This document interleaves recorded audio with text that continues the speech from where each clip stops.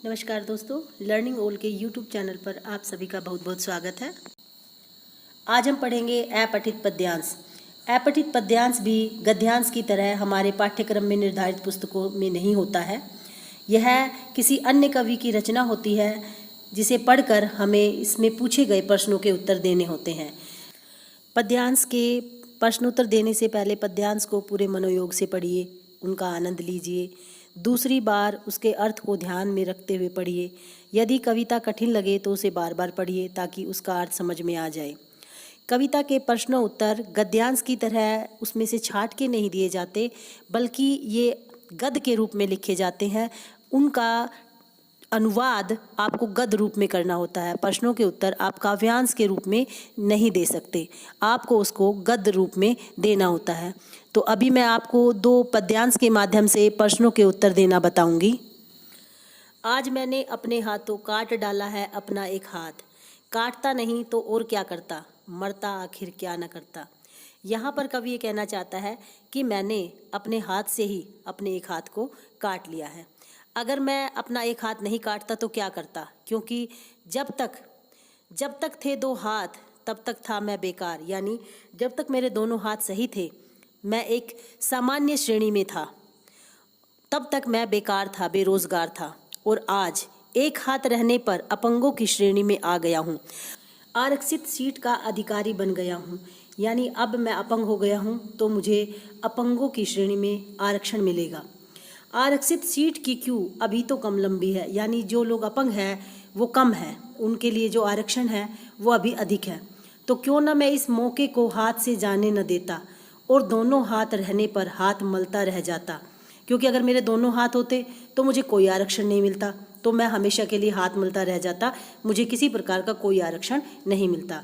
रास्ता तो और भी था, काश अपने को पिछड़ी जाति का सिद्ध कर पाता। पिछड़ी जाति जिनको आरक्षण मिला हुआ है, ये अपंगों को आरक्षण मिला हुआ है, पिछड़ी जाति को आरक्षण मिला हुआ है, तो ये भी हो सकता था कि मैं पिछड़ी जाति में हो जाता। अपने प्यारे हाथ को नहीं गवाता, उस समय में मेरा अपना एक हाथ जो मैंने काट डाला है मैं उसको नहीं काटता और मैं पिछड़ी जाति में आरक्षण प्राप्त कर लेता। किंतु कहाँ तक सिद्ध कर पाता, हर सर्टिफिकेट पर छपी थी मेरी जाति, क्योंकि मैं सिद्ध नहीं कर पाता। मैं एक सामान्य श्रेणी का व्यक्ति था और सामान्य श्रेणी का व्यक्ति एक पिछड़ी जाति की जो सर्टिफिकेट है वो नहीं मिल पाता, तो मैं उसको कब तक सिद्ध कर पाता। इसलिए मैंने अपना एक हाथ काट कर अपने आप को अपंगों की श्रेणी में जो आरक्षण मिलना था मैं वो आरक्षण प्राप्त करना चाहता हूँ और उसमें मैं नौकरी प्राप्त करना चाहता हूँ।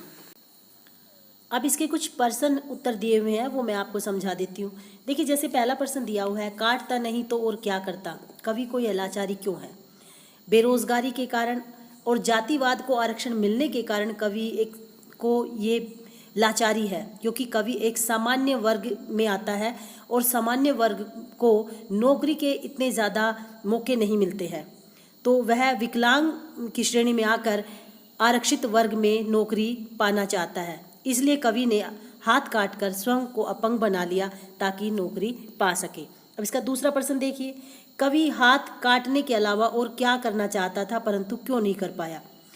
देखिए, हमने पढ़ा कि कवि हाथ काटने की जगह किसी पिछड़ी जाति का प्रमाण पत्र भी बनवा लेता ताकि उसको नौकरी में आरक्षण मिल जाए, किंतु वह एक सामान्य श्रेणी का व्यक्ति था तो वह ये सिद्ध नहीं कर पाता कि वह पिछड़ी जाति का है। यही कारण है कि उसे अपना हाथ काटना पड़ा।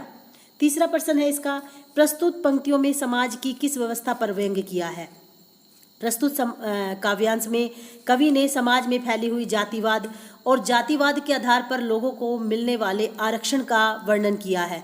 तो ये एक समस्या है हमारे समाज में कि किस तरह से पिछड़ी जाति के या अपंग लोग जो है आरक्षण प्राप्त कर लेते हैं और सामान्य श्रेणी के जो होशियार बच्चे हैं उनको नौकरी नहीं मिल पाती है। तो ये हमारे समाज की एक समस्या पर कवि ने व्यंग्य किया है। हाथ मलते रहने का ये मुहावरा है, इसका क्या अर्थ है? हाथ मलना मतलब पछताना। तो यहाँ पर कवि कहता अगर मैं अपना हाथ नहीं काटता तो बाद में मुझे पछताना पड़ता, मुझे नौकरी नहीं मिलती। अगला प्रश्न है विलोम शब्द, आरक्षित का, अनारक्षित, कम का, ज़्यादा। अब एक और पद्यांश के द्वारा मैं आपको बताना चाहती हूँ। ग्राम नगरिया कुछ लोगों का नाम नहीं होता है देश, संसद सड़कों आयोगों का नाम नहीं होता है देश। देश नहीं होता है केवल सीमाओं से घिरा मकान, देश नहीं होता है कोई सजी हुई ऊंची दुकान, देश नहीं क्लब जिसमें बैठे करते रहे सदा हम मौज, देश नहीं होता बंदूकें, देश नहीं होता है फौज, जहाँ प्रेम के दीपक जलते वही हुआ करता है देश, जहाँ इरादे नहीं बदलते वही हुआ करता है देश, हर दिल में अरमान मचलते वही हुआ करता है देश, सज्जन सीना ताने चलते वही हुआ करता है देश, देश वही होता जो सचमुच आगे बढ़ता कदम कदम, धर्म जाति सीमाएं जिसकी ऊंचा रखते हैं परचम, पहले हम खुद को पहचाने फिर पहचाने अपना देश, एक दमकता सत्य बनेगा नहीं रहेगा सपना देश। तो इस तरह से हमने ये जाना कि क्या देश होता है और क्या देश नहीं होता है। अब इसके कुछ प्रश्न उत्तर है वो मैं आपको करा देती हूँ। जैसे यहाँ पहला प्रश्न दिया, कवि ने देश किसे नहीं माना है, स्पष्ट कीजिए। तो इसका उत्तर आप इस तरह से देंगे, कवि ने ग्राम, नगर या कुछ लोगों, संसद, सड़क, आयोगों, केवल सीमाओं से घिरे हुए मकान आदि को देश नहीं माना है। देश कोई सजी हुई दुकान या क्लब नहीं है जहाँ बैठकर हम मौज मस्ती करते हैं। अब इसका जैसे दूसरा प्रश्न है, देश की पहचान किन किन बातों से होती है। तो अब इसका उत्तर आप किस तरह से देंगे, देश की पहचान देशवासियों के आपसी प्रेम, उनके मजबूत इरादों से होती है, जहाँ प्रत्येक देशवासी के मन में अपने देश के प्रति प्यार, अपने देश की प्रगति के लिए दृढ़ संकल्प होता है। वह देश निरंतर प्रगति की ओर बढ़ता रहता है। अगला प्रश्न होगा, हमें खुद को पहचाने और बाद में हम अपने देश को, इस पंक्ति का क्या आशय है। तो इसका आशय होगा कि पहले हम खुद को पहचाने और फिर अपने देश को। इसके माध्यम से कवि ये कहना चाहता है कि पहले हमें स्वयं को पहचानना होगा, स्वयं की प्रगति करनी होगी, और जब हमारी प्रगति होगी तो हमारे देश की प्रगति अपने आप हो जाएगी। हम देश की प्रगति में स्वयं की प्रगति करके योगदान कर सकते हैं। अगला प्रश्न है, जैसे देश का मस्तक ऊंचा कैसे रखा जा सकता है।